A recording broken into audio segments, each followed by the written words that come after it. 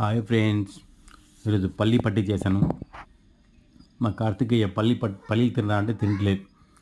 అందుకే పల్లి పట్టి రెడీ చేశాను. మంచి బెల్లం పాకం చేసేసి పల్లీలు దోరగా వేయించి పొట్టంతా తీసేసి పాకం గట్టిపడిన తర్వాత ముదురు పాకం వచ్చిన తర్వాత పల్లీలు వేసేసాను. వేసేస్తే గట్టి అయిపోయింది.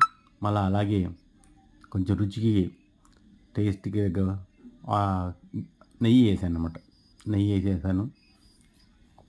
చేతులు ఉండలు కడదాం అనుకున్నాను కానీ అది కుదరలేదు. అలాగే పల్లి పట్టి వేద్దామని చెప్పేసి రౌండ్గా పల్లి పట్టి చేసేసాను. దాన్ని కట్ చేశాను. కొంచెం వేడి చల్లారిన తర్వాత బాగా వచ్చింది. టైట్గా అయిపోయింది, గట్టిగా. ఎలా ఉందో చూసి చెప్పండి. బాగా వచ్చిందా? Like, share, thank you for watching. like, share and subscribe.